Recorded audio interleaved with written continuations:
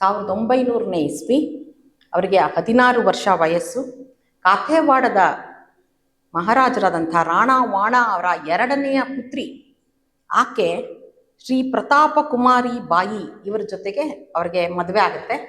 ಮದುವೆ ಅತ್ಯಂತ ಅದ್ಭುತವಾದ ವಿಜೃಂಭಣೆಯಿಂದ ಆದಂಥ ಮದುವೆಯನ್ನು ಜಗನ್ಮೋಹನ ಪ್ಯಾಲೇಸಲ್ಲಿ ಮಾಡ್ತಾರೆ. ಇಡೀ ಜಗನ್ಮೋಹನ ಪ್ಯಾಲೇಸು ಅತ್ಯಂತ ಶೃಂಗಾರಮಯವಾಗಿ ಅಲಂಕೃತವಾಗಿತ್ತು. ಆ ಮದುವೆಗೆ ಲಾರ್ಡ್ ಕರ್ಜನ್ ಅವರೇ ಬಂಗಾಳದಿಂದ ಬಂದಿರ್ತಾರೆ. ಲಾರ್ಡ್ ಕರ್ಜನ್ಸ್ ವೈಫು ಮತ್ತು ಕಂಪ್ಲೀಟ್ ಗವರ್ನರ್ ಜನರಲ್ ಫ್ಯಾಮಿಲಿ ಪೂರ್ತಿ ಈ ಮದುವೆಗೆ ಬಂದಿದ್ರು. ಅವ್ರು ಬಂದರೆ ಇಳ್ಕೊಳಕ್ಕೆ ಅಂತ ಹೇಳಿ ಅತ್ಯಂತ ಭವ್ಯವಾದ ಬಂಗಲೆಗಳಲ್ಲಿ ಎಲ್ಲ ಬ್ರಿಟಿಷ್ ಅಧಿಕಾರಿಗಳಿಗೆ, ಎಲ್ಲ ಬ್ರಿಟಿಷ್ ಆಡಳಿತ ವರ್ಗದ ಸಿಬ್ಬಂದಿಯವರಿಗೆ ಹಾಗೂ ಅರಮನೆಗೆ ಬಂದು ಕೆಲಸ ಮಾಡುವಂಥ ಅಧಿಕಾರಿಗಳಿಗೆ ಎಲ್ಲರಿಗೂ ಸಹ ವಿಶೇಷವಾದಂಥ ಆಹ್ವಾನವನ್ನ, ವಿಶೇಷವಾದಂತಹ ಎಲ್ಲ ರೀತಿಯಾದಂಥ ಸೌಕರ್ಯಗಳನ್ನು ಮಾಡಿಸಿದ್ರು. ಅವರೆಲ್ಲರೂ ಸಹ ಈ ದೊಡ್ಡ ಸಮಾರಂಭಕ್ಕೆ ಬಂದು ಎಲ್ಲರೂ ಸಹ ಪಾರ್ಟಿಸಿಪೇಟ್ ಮಾಡಿದ್ರು.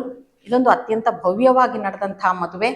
ಈ ಮದುವೆ ಆದಮೇಲೆ ಅವರು ಇಡೀ ಮೈಸೂರು ಸಂಸ್ಥಾನ ಪ್ರಾಂತ್ಯ ಅಂತ ನಾವೇನು ಕರಿತೀವೋ ಅದೆಲ್ಲನೂ ಸಹ ಸಂಚಾರ ಮಾಡ್ಕೊಂಡು ಬಂದರು.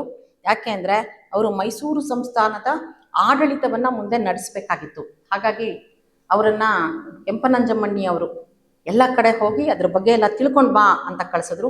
ಹೀಗಾಗಿ ಸಂಸ್ಥಾನದ ಸುತ್ತು ಸಂಚಾರ ಹೊರಟರು ಅವರು. ಮದ್ರಾಸು, ಕಲ್ಕತ್ತಾ, ಸಂಸ್ಥಾನದ ಎಲ್ಲ ಭಾಗಗಳು, ಬಂಗಾಳ, ಸಂಯುಕ್ತ ರಾಜ್ಯಗಳು ಇದೆಲ್ಲ ನೋಡ್ಕೊಂಡು ಬಂದರು.